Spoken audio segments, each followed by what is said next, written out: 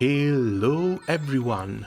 Looks like Lutfi's gun technology did some giant leaps during the time skip, and I woke up today to a Mechamea introduction on the Taiwan side. I was hoping they would release her after Camelot, because I was halfway planning to grab Iserin myself, but apparently not. So let's check her kit out and see how bad my wallet will be hurting once she will finally hit global. She's going to come with a new coordinated attack mechanic, allowing other Sword of Convallaria allies to perform AoE coordinated attacks. This alone looks kind of OP for non-boss maps. Her trait also lets her trigger the same effect at the end of her own action, in this case a charge plus AoE damage.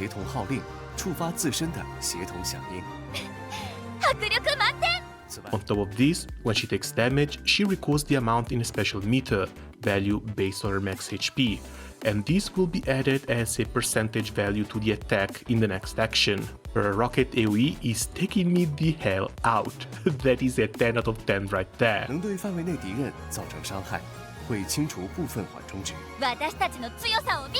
damage and then coordinated attack. Looks like the AoE on these are improved as well, 3 tiles range each. More utility added to her in the form of a heal, clear and damage shared skill, similar to Tai's. By taking damage this way, this will also help her generate more meter. She keeps her Mythas combo skill, but this time it also makes other allies do follow-up attacks. And lastly, the ever-present charge. Big bonus points for working alongside SP Inana and Momo as well.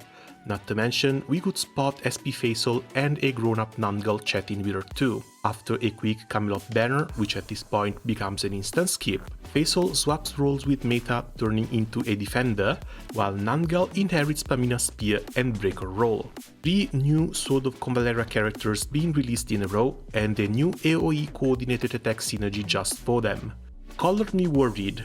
A Sword of Convallaria AoE meta team might become a thing, but it's pretty damn hard to go for 3 units in a row. I think I want to focus on MAITHA and Nangul, cause cute, and see if there's any leftovers for Faithful to lap up. If XD keeps to their release schedule and Global doesn't get more skip banners, Mechamea should be hitting us on November 21st, and this heads up is the only saving grace we get as Global players. Lots of time to save up, but free-to-play and low spenders still gotta make choices. For the time being, SP Inana remains the main target. I ended up going a bit over budget for Astra, and my weakness for pretty women made me spend a little for Flavia as well. Sadly, she didn't come home, but left me with a 75 PD for the next random legendary and 120 for the guaranteed rate up. The recent Iria trailer confirmed Afra, Nidia, Lutfi and Aisha to be the next released units, but if I want complete safety for Inanna, I can only do 70 pulls for one of them. If I care about meta, this pick would be Lutfi. Free crit and vulnerable 3 are really hard to pass on. But Afra looks cute as hell and I fell in love with her voice already. Nidia might be a cool pick to combo with her sister later on, since they both work with Black Feathers and damage over time mechanics, but Iserin is going to be another November release. Aisha I want to see in action. She has all the cards to be a great tank, but I'm not too sold on her guarding only one unit.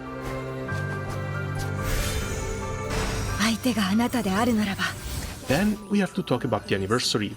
The global announcement hasn't been made yet, but if we peek at the Taiwan one, we should be getting a new Spiral Destiny path, accompanied by a series of campaign quests which include more pools and a free SP Inanna weapon, just like what they've done with Revia for Night Crimson. The first wave of rank 13 skills and the stages to farm their materials in, plus base memory shards which can be used to replace the ones we farm daily, and some will be added to new levels of the Voyage Memento. Then I spotted something weird. In the memory fragments shop, there's 3 70k character choices. I was saving up to buy Momo off of one, but the first looks a bit fancier, and they went on to open it right after, revealing it contains all characters up to Night Crimson. Can't really make out who's in the last slot. It might be Kia. I think they might get some money off of me with this one. Tristan from the ticket, Pamina for 70k shards. I was expecting to see another Fated Favor banner, from which I would have picked those two, but at this point I think I'm happier that I don't have to worry about it. I'll just have to cross my fingers and hope to have plenty of leftover pools after bringing Inana home, cause those are all Marcel will be getting. Between the collab and Mechamea, I should be able to accumulate around 300 pools, which means one solid attempt at a pickup for the Union vs Papal State chapters. I still kind of want Rico, even if she looks more like a green damage dealer than anything else. Credenza has a 2-turn skill cooldown for another unit that's pretty broken, but she's an 80 speed healer. Percival looks like a mix of Tristan and SP Revia, just edgier, cool crit self buff, nice undying. Judge Samantha has some massive AoEs and alert buffs, but she's followed by Iserind, who plays around with traps and damage over time, which seems really fun. Then MAITHA, Camelot, SP Faisal and SP Nangol. When it comes to character roles, single target damage is covered by Astra, Auguste, SP Inanna and likely Tristan. AoE damage will be covered by Mechamea, random soul of Convallaria characters, SP Revia and Luvata, who also doubles up as a damage over time unit, joining Kavare, while Agatha and Safia go on the non-damage over time piercing damage route. The field I seem to be lacking in a little would be defensive supports. Coco can't be everywhere. So the choice is going to be between Afra and Aisha before Inanna, while any leftovers will be summed to a potential 140 more pools by the time I end up as a Fiendom ATM for Iserind. But hey, this is only for the worst case scenario, and Sword of Convallaria's gacha is a bit weird with drop rate and pity.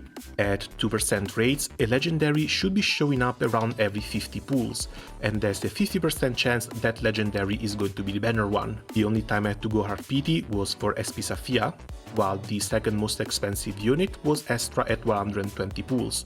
Losing 3 50/50s in a row really sucked, and I somehow lost 2 more in the 50 pools I did for Flavia. Fingers crossed, this bad luck is going to turn around again, cause Kavare only cost me 51 pools and Luvata 20 more. With average luck, the list changes dramatically, basically allowing me to go for all the units that I want. If only there wasn't a chance for things to go horribly wrong. I will likely have to do a recount after Inanna's banner to see if I can still fit Rico in my list, but we've got a couple more months until then. For now, thanks a lot for watching, let me know if you're also looking forward to Iron MAITHA, and see you around soon. Ciao!